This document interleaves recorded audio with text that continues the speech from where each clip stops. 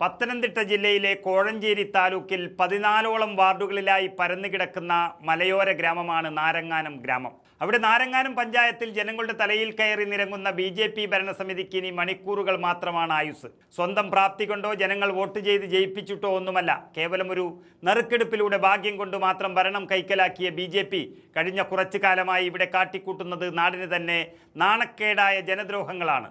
നാടിൻ്റെ വികസനം പൂർണ്ണമായും സ്തംഭിപ്പിച്ച് അഴിമതിയുടെയും സ്വജനപക്ഷപാതത്തിൻ്റെയും നാണം കെട്ട കളി കളിച്ച BJP ഈ വഞ്ചനാപരമായ ഭരണത്തിന് അന്ത്യം കുറിക്കാൻ കോൺഗ്രസ് അവിശ്വാസ പ്രമേയവുമായി രംഗത്ത് വന്നു കഴിഞ്ഞു.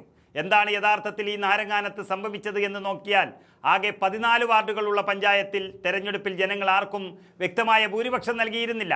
BJPക്കും കോൺഗ്രസിനും 6 സീറ്റുകൾ വീതവും LDFന് 2 സീറ്റുമാണ് ഉള്ളത്.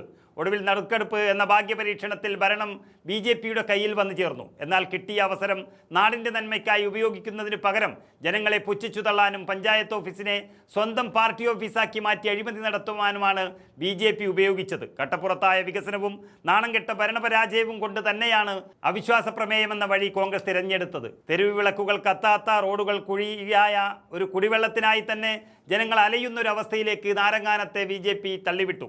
ജനങ്ങളുടെ പരാതികൾ കേൾക്കാൻ പോലും തയ്യാറാകാത്ത തികഞ്ഞ അഹങ്കാരവും അനാസ്ഥയും നിറഞ്ഞ ഈ BJP ഭരണസമിതിയെ ഇനിയും സഹിക്കുന്നത് നാടിനോട് ചെയ്യുന്ന അനീതിയാണെന്ന് തിരിച്ചറിഞ്ഞാണ് കോൺഗ്രസ് ധീരമായി മുന്നോട്ട് വന്നത്. ഇവിടെയാണ് കോൺഗ്രസ് എന്ന പ്രസ്ഥാനത്തിൻ്റെ കൃത്യമായ രാഷ്ട്രീയ ജാഗ്രത നമ്മൾ കാണുന്നത്. നാടിനെ അപഹാസ്യമാക്കുന്ന ഒരു ജനദ്രോഹ ഭരണകൂടത്തെ വെറുതെ നോക്കി നിൽക്കാതെ BJPയുടെ അഹങ്കാരത്തിന് കടിഞ്ഞിടാൻ കോൺഗ്രസ് തന്നെ മുന്നിട്ടിറങ്ങി.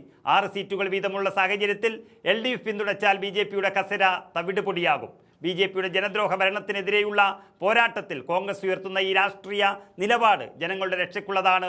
ഇതാദ്യമായല്ല. BJPയുടെ ഇത്തരം കുറുക്കുവഴി ഭരണങ്ങളുടെ നട്ടെല്ലൊടിക്കുന്നതാണ്. കേരളത്തെ നറുക്കെടുപ്പിലൂടെയും വർഗീയ കച്ചവടങ്ങളിലൂടെയും BJP കൈക്കലാക്കിയ നിരവധി തദ്ദേശ സ്ഥാപനങ്ങളിൽ നിന്ന് BJPയെ നാണം കെടുത്തി താഴെ ഇറക്കാൻ കൃത്യമായ തന്ത്രങ്ങൾക്ക് സാധിച്ചിട്ടുണ്ട്.